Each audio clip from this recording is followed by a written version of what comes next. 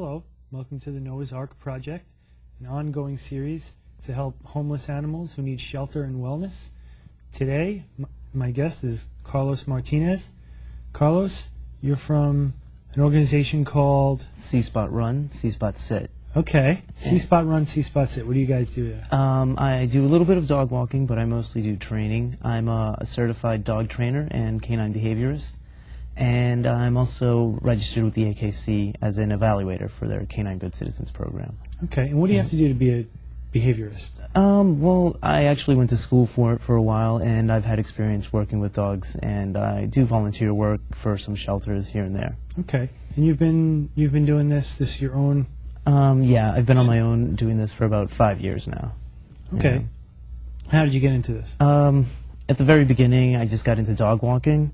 And I realized that I liked the relation I had with the dogs and walking, and then I would talk to people, and I would hear stories of dogs that were supposedly untrainable or people having to give up dogs and things like that. So I decided it was time to move it up to the next level. So I worked and I got my certification for training, and that's what I'm doing now. Are some dogs untrainable, though? I don't think so. I wouldn't know the business. No, I don't think so. I think some dogs just require more patience than others. You know, okay. But you know, if you put in a lot of time with them, you get that back from them. So. Now, do people come in with dogs usually that are much younger? They want to train them early on. Yeah, usually people that know the best time to get your dog trained is between 4 and 6 months. So if you can get them that young, it's even easier. But if it's after that, you can still do training with him. It's never too late. Okay. Now, have you ever had to reject a dog or say, look, we can't help your dog, he's too wild? No. Never? I've had some dogs that are a bit more stubborn or slower to learn, but like I was saying earlier, you just take more time and be patient with them. You teach them in groups? Usually I just do one-on-one. That's what I mostly do, because it's not only about working with the dog, you also have to educate the owner as well, because I can get a dog to behave for me, but then getting the dog to behave for the owner, that's something else too. So. Okay. And you have a website? Yes, my website is www.cspotsit.com. Okay. And you're involved a little bit with the Noah's Ark Project? Yes, I'm going to be giving them tips on working with behavioral issues, because some of these dogs that are rescued, they may have some, you don't know their backgrounds, but I'm sure most of them are good, and sometimes people just need a little bit of help with housebreaking the dogs and things like that. So. Right. And you train the dogs differently, like the larger dogs, or maybe the dogs that have a tendency to be aggressive. I'm not going to call them aggressive, but well, sometimes these dogs, they just they've never had rules before in their life, so you bring them into your home and they're like just running around like crazy, and people don't understand. And what I do is I help them teach their dogs that there are rules, Right. So is there advice you give to people after they go through your program? You say, by the way, going forward, try to do this or try to do that? Just practice whatever they learn through obedience training, Whatever you learn in obedience training, just practice that, and it helps the relationship between you and your dog. You get a better understanding of your dog, and they get a better understanding of you. So what are some of the things they learn in obedience training? Kind of, like one thing, for example, you don't have to go through your whole repertoire. Yeah, one of the simplest things is just walking with your dog.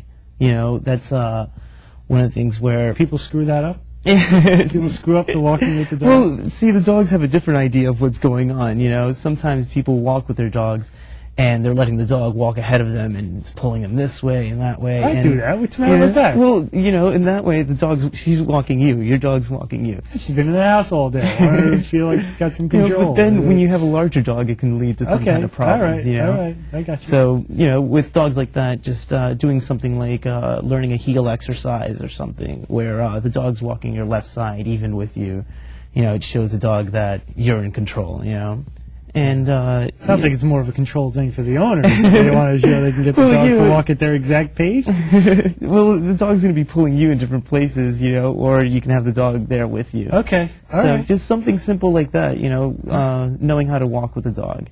Okay, but you don't do any extra training with dogs that are, like, let's say, just pit bulls. And I don't mean to pick on pit bulls. I know pit bull owners are a little defensive, but You don't have to do any extra training to get them to do things, because they seem to be.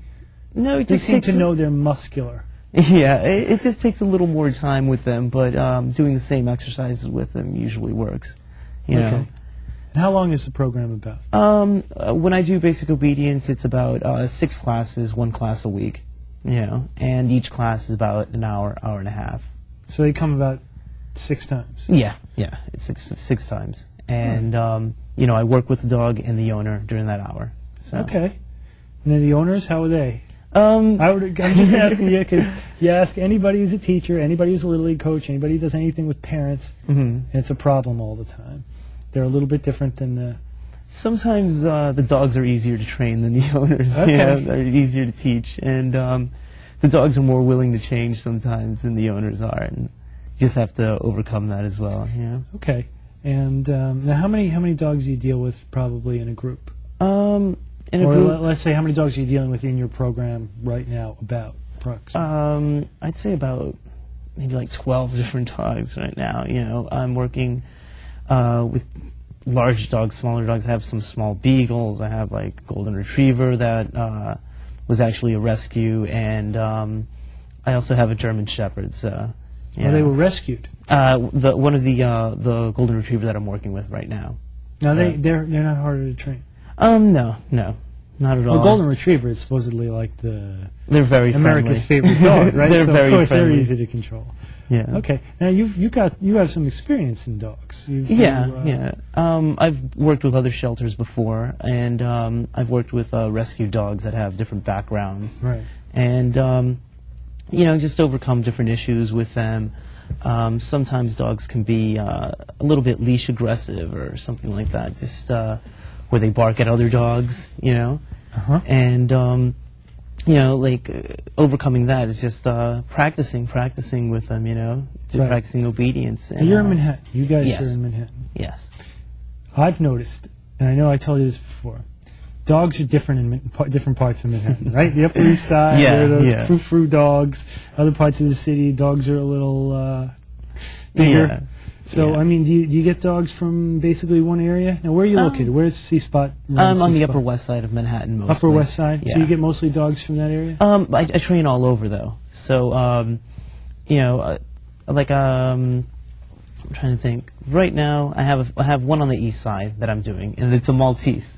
Really? A Maltese. It's, okay, I have a Maltese. Yeah, it's 10. Which I love. I love the Maltese. It's a great dog. Yeah, they have great personalities. I went to go visit them before when the puppy was about 10 weeks old, but it was too early to start training. Okay. But next week, it's going to be 4 months old, and we're going to start training him. Okay, okay. And now you guys, you have a lot of experience dealing with other rescues. Do they know about you? Do they know about your organization? Like, do they, maybe when they adopt an animal out, they tell you, hey, go to Carlos, and he can help you out? I've worked with Stray from the Heart, which is on the Upper West Side, and they've recommended me before if the dog has any problems or anything. But usually there, I volunteer there, and I've actually helped some dogs get homes, you know, where before they were thinking, oh, we're never going to find a home for this dog. And, you know, I went there and I worked with the dog, and, you know, within a few months, maybe 1 or 2 months, the dog was behaving better, had a better chance of finding a home. So. Okay. And the organization has been around for... My organization? I've been around for about 5 years. 5 years? Yeah. Okay. With dogs. So any thought of maybe, have you expanded out of Manhattan, or it's just enough business there to just I'm keep you doing going? fine in Manhattan. Sometimes I go to other boroughs, if somebody Gotcha. calls me. Now you have a dog. Yes, I have a pug.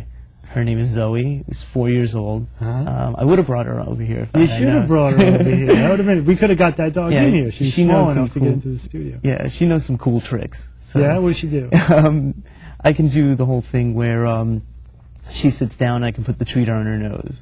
And she'll wait for me to give her the okay to do that. And I don't know if you've been around pugs a lot. They do this weird dance where they scoot around on their in a circle when they get really excited. Because I know the dachshund stands up and does that whole salute. Which is a little weird but cool at the same time. Kind of like a groundhog. What is it? It's like a military thing it does. Oh. Yeah, it's an awesome dog, though. We were just talking about that in another episode. And It's a great dog. My aunt actually has a dachshund. Yeah, they're And, fun dogs. They are really fun dogs. They're wonderful. And let me ask you a question. This chip, you've heard of the chip that Yes. goes into the dog. And they can kind of track it if it gets lost. Yeah. What do you think of that? I think it's a good thing. It helps you. If the dog ever gets lost and doesn't have any tags or collars on him, it'll be able to find its way home. So. Well, it doesn't find its Well, way it'll find home. its way home. Somebody will find it. It goes into a database. Yeah. People find where the dog is. Yeah. Kind of like the car thing when a car gets taken. But does it work? I think so. I think sometimes there are other companies that have made different chips. I remember hearing about this like a few years ago, but I'm pretty sure they got it straightened out where,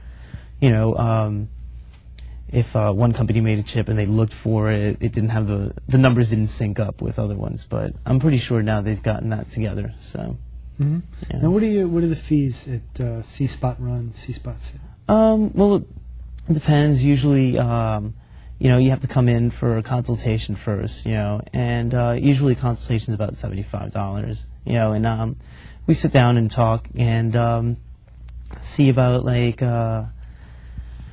just what problems you have with your dogs and what you want to work on specifically, if there's anything like that, and then from there we go to basic obedience. And basic obedience is about 100 for each class. Each class, 100? Yes. Okay. Yes, but it's an hour and a half. That's and why it's you're in one-on-one. Manhattan? Yeah. Okay. So I got you. Now, you get, do you get any sponsorship, any help from the government? No, nothing like that. The volunteer work that I do for the shelters is just because I like to help these dogs, honestly. Sure. Yeah. And it feels good when they find homes.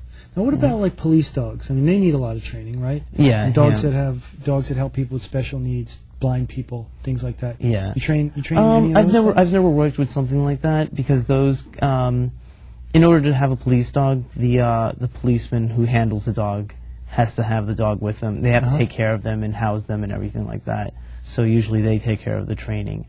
And with the seeing eye dog, that's there's a whole different group that goes there, and that requires a whole different type of training because the dog learns to ignore other people, and it can't, if you see one of these dogs in the street, they, when they're walking with a person, you can't greet that dog or anything like that. They can't get attention from other people, so it'll distract them from what they're supposed to do. Right. But, yeah. Okay. Now, I know you don't want to make it sound like people are always afraid to tell crazy stories that they've had working with animals, and they say never bring an animal on television, but I really want to do it.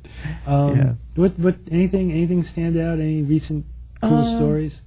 Nothing really. I'm just trying to think. Just nothing recently really crazy. Just from working with shelters, I've seen some dogs completely turn around. Oh, really? Yeah. Just That's dogs great. that were thought that they were never going to find homes. Okay. Well, you know what? It's good that you mentioned that because right now we're going to show some pictures of some dogs that do need homes, and hopefully we'll find them for them. We'll be back in 60 seconds. These are some of the animals that we have readily available at the Noah's Ark Project shelter. Here we have Polka. She's a purebred Akita. She's spayed. She has all the shots. She's very friendly. She loves to go out for walks. She gets along with everybody. And she's up for adoption. Here we have Singer. He's a 1-year-old rat terrier. He is neutered and up to date with all his vaccinations. He is very friendly. He's also very active. He loves to go out for long walks. And he's looking for a very good home. If you'd like more information, you can visit us on the web at www.arkproject.com. arkproject.com, or you can give us a call at 718-343-5204. Again, the number is 718-343-5204. Hi, welcome back. I'm Anthony Stasi. This is Noah's Ark Project. It's the series that helps animals find homes. And with me today is Carlos Martinez from C-Spot Run, C-Spot Sit. Carlos, you work with Ark Project? Yes. With a lot of the dogs that are getting in now, we're setting up classes or groups where people can come in with the dogs that they've adopted and get advice on working with housebreaking or any kind of issues that they may, or questions that they may have about the dogs. Yeah. Okay, just really quickly, it's called arcproject.com, ARKPROJECT.com, and you are a behavioralist.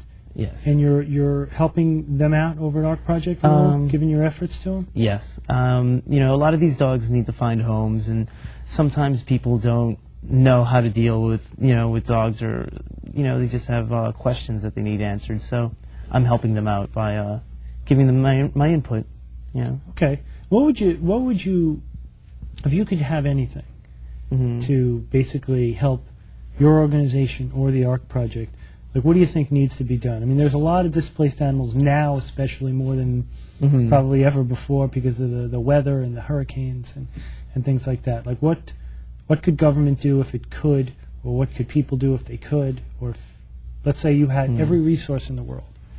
I guess just getting the word out there, you know. I think that's one of the most important things, and having people out there that want to open up their homes to find these animals, to bring these animals with them, you know. Okay. But they've had some luck doing that, no? Yes, yeah. I mean, I think the younger dogs probably get a better break, I would imagine. Yeah, usually that's, you know, people are more willing to bring in younger dogs, although there are some people that, you know, an older dog may sometimes be easier because they've been around and they understand, you know, they're not as active, or, you know. That's how I feel, you know. Like, if you're a single person, I think sometimes it's easier to have an older dog. Yeah. Because you don't want a dog running around your apartment 100 miles an hour. Exactly, yeah. You know, and now where do you're online. We talked about your website. Yes. You advertise anywhere else? I just have my website, and I've put my name up on different dog organization, dog boards and things like that. That's about, you know, that's about it. And you used to walk dogs in Manhattan. Yeah, I started off as a dog Which is walker. like a huge business. Yeah. Should I be saying that? Would you make cash? Yeah, it was good. It was good. It's a lot of work. No, we never walked dogs. It's a lot of work, though, you know. People think it's an easy job, but then they don't see... It doesn't look like an easy job. I see people walk 10, 11 dogs. Yeah, and then you're doing that in the snow, too, during the winter. But it looks like all the dogs know where to... are walking in unison. I walk one dog, and I can't get it to... I'm not bringing it to your class, but I mean, I would. Yeah. But she's so well behaved anyway. Yeah. Anyway, so the different training. You do any different training with different dogs? Like, in other words, let's say a small dog, like a poodle or a Maltese. Yeah. And no different training for that dog than there is for a Doberman? Well, you use different techniques for each one of them, but generally it's the same thing, you know, where you teach the owner to be the leader, basically. Right. Like, dogs are pack animals, and you know, once the owner learns how to be a good leader for their dog, the dog just follows them and is well behaved. Gotcha. Now, there are workshops at the Arc Project, right? Yes, they're setting up workshops for their parents and the dogs. For the parents and the dogs. Yeah. Okay, because people have to know how to continue on with the, I don't want to call it discipline, but whatever you've taught the dogs. Exactly. You know, just to help them with problems, just like to help them to be better dog owners. You know, and to learn different things. Okay.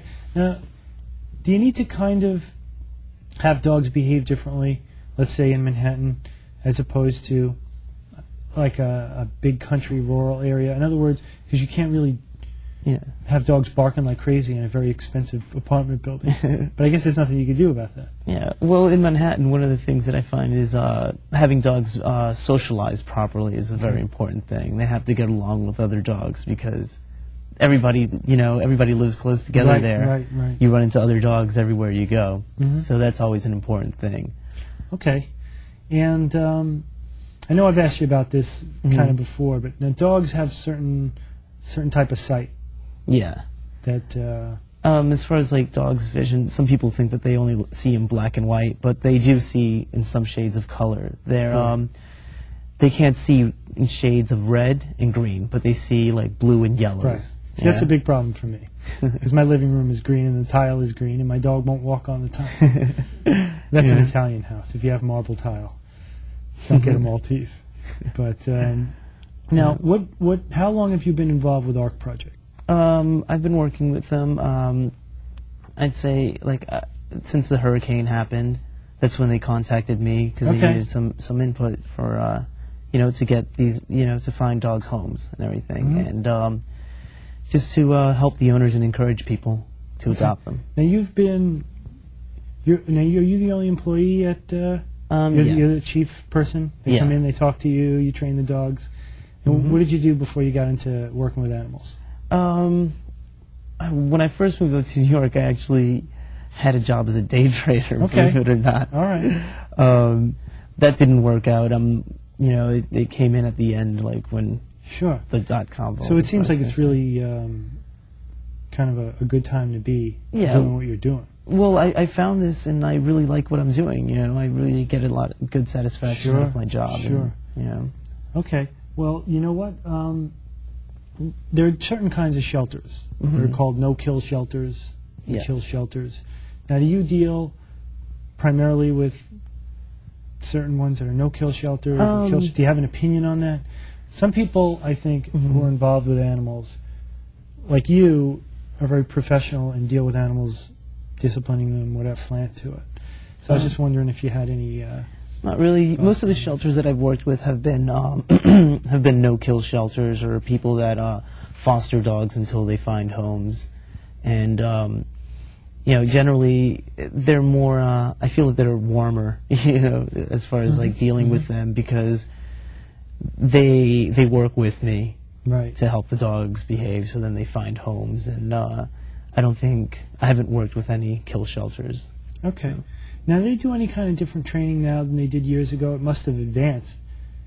I imagine years ago they probably nobody would bring a dog to a trainer the way nobody would have brought a dog to a vet as readily as they do today. Yeah. I think maybe years ago they would train more just working dogs, and competition dogs. But now, people want to actually...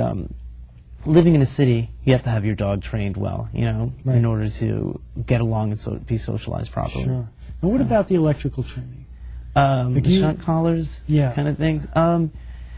I've pretty much stayed away from those until it's been like a situation where the dog is going to be put down, or if the dog is dangerous, then I will use that. But other than that, I usually stay away from it. I understand.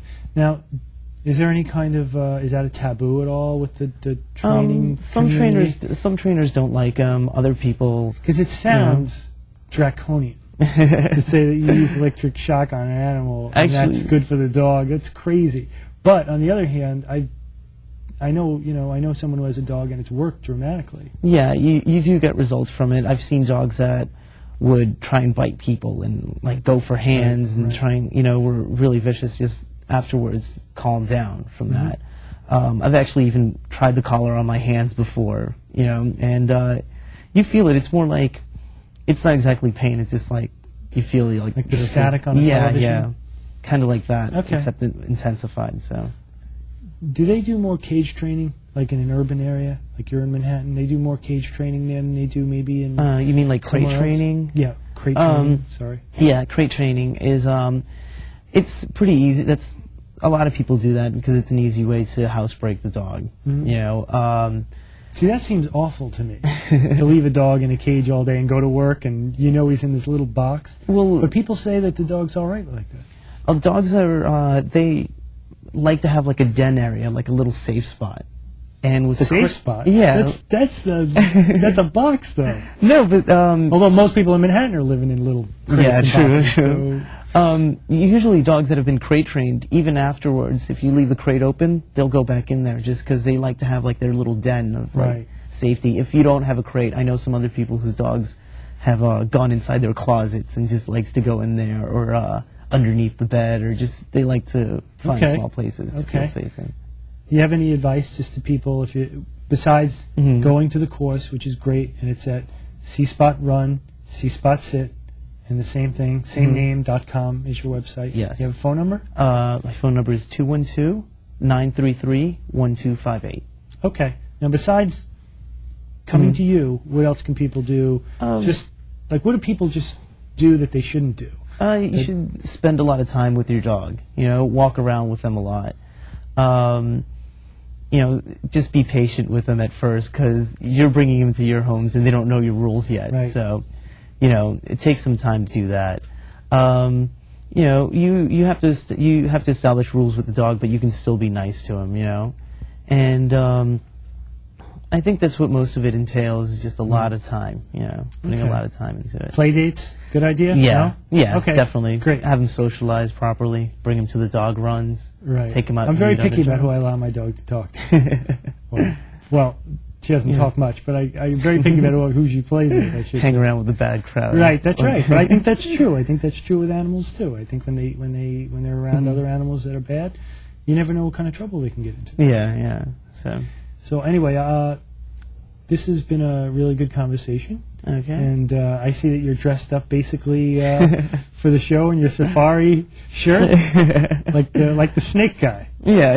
Right? That's cool. Not as dangerous. All right, yeah, not as dangerous. Some of those animals some are of those, probably. I yeah. bet you some of those dogs can do as much damage as some. I have some gotten a other bite animals. before. Okay. All right. Well, you know what? We're gonna let the credits roll a little bit here, Carlos. All right. Thanks for being with us today. Thank you. Really quickly again, it's C-Spot Run, cspotsit.com. Yes. And you want to give the phone number again? It's 212-933-1258. Okay. Thanks a lot, Carlos. All right, It's thank been great having you, and thanks for all the advice, All right. which I assume is free. Yeah. If you're on the show. Huh? Yes. Okay. And great. You know what? I should try to. We're going to roll the credits. We're going to maybe bring my dog in one day. All See right. if you give a little, maybe a one-day tutorial Yeah. or whatever. I'd like to see what that's like. Yeah. I see people love